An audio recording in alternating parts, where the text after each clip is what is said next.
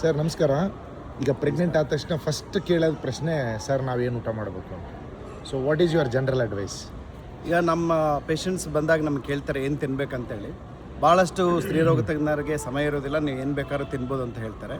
ಆದರೆ ಮೊದಲ 3 ತಿಂಗಳಲ್ಲಿ ಈ ಒಳಗೆ ಬೆಳೀತಕ್ಕಂಥ ಶಿಶುವಿನ ಒಂದು ಹಾರ್ಮೋನ್ ವ್ಯತ್ಯಾಸದಿಂದಾಗಿ ಅವರಿಗೆ ಊಟ ಸರಿ ಬರಲ್ಲ. ಇಂಥ ಸಮಯದಲ್ಲಿ ನಾವು ಕರಿದ ಪದಾರ್ಥಗಳನ್ನ ತಿನ್ನಬಾರ್ದು, ಹಸಿ ಮಾಂಸ, ಹಸಿ ಮೊಟ್ಟೆ ಇಂಥವು ತಿನ್ನಬಾರ್ದು.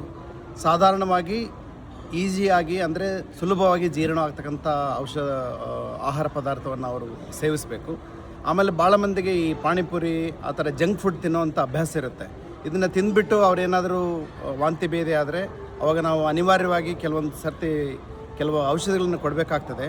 ಆದರೆ ಅದು ಮಗುವಿಗೆ ಒಂದು ಅಪಾಯವನ್ನು ತರ್ತಕ್ಕಂಥ ಸಂದರ್ಭ ಇರುತ್ತೆ. ಅದಕ್ಕೋಸ್ಕರ ಅವರು ಅಂಥ ಜಂಕ್ ಫುಡ್ಡನ್ನು ನಾವು ದಯವಿಟ್ಟು ಸೇವಿಸಬಾರ್ದು. ಆ್ಯಂಡ್ ಸರ್, ಈ ವಾಮಿಟಿಂಗ್ ಎಲ್ಲ ಕಡಿಮೆ ಆದಮೇಲೆ ಯಾವ ಥರದ ಡಯಟ್ ನೀವು ಅಡ್ವೈಸ್ ಮಾಡ್ತೀರಿ? ಸೊ ವಾಮಿಟಿಂಗ್ ಕಡಿಮೆ ಆದ ನಂತರ ಸಾಮಾನ್ಯವಾಗಿ ಏನಾಗುತ್ತೆ, ನಮ್ಮ ಪ್ರೆಗ್ನೆನ್ಸಿ ಮಹಿಳೆಯರಲ್ಲಿ ಈ ಮಧುಮೇಹ ಬರ್ತಕ್ಕಂಥ ಸಾಧ್ಯತೆ ಇರುತ್ತೆ. ಹೀಗಾಗಿ ಅವರು ಬ್ಯಾಲೆನ್ಸ್ ಡಯಟ್ ಅಂದರೆ ಸಮತೋಲಿತ ಆಹಾರವನ್ನು ತೆಗೆದುಕೊಳ್ಬೇಕು. ಆಹಾರದಲ್ಲಿ ಈ ಬೇಳೆಕಾಳುಗಳು ಮತ್ತು ದ್ವಿದಳ ಧಾನ್ಯಗಳಂತ ಏನು ಕರಿತೀವಿ ಅದನ್ನು, ಮತ್ತು ನಟ್ಸ್ ಇವೆಲ್ಲ ಉಪಯೋಗಿಸಿದರೆ ಮಗುಗೆ ಮತ್ತು ತಾಯಿಯ ಆರೋಗ್ಯಕ್ಕೆ ಕೂಡ ಒಳ್ಳೆಯದಾಗುತ್ತೆ. ಸಾಧ್ಯವಾದಷ್ಟು ತುಂಬ ಆಯಿಲ್ ಕರಿದ ಪದಾರ್ಥಗಳನ್ನು, ಜಂಕ್ ಫುಡ್ಸನ್ನು ತಗೋಬಾರ್ದು. ಪ್ರೋಟೀನ್ ಯುಕ್ತ ಮತ್ತು ಈ ಏನು ನಾವು ಶರ್ಕರೆ ಪಿಷ್ಟಾದಿಗಳಂತೆ ಕಾರ್ಬೋಹೈಡ್ರೇಟ್ಸ್ ಅದನ್ನು ಸ್ವಲ್ಪ ಕಡಿಮೆ ಪ್ರಮಾಣದಲ್ಲಿ ಸೇವಿಸಬೇಕು. Thank you sir.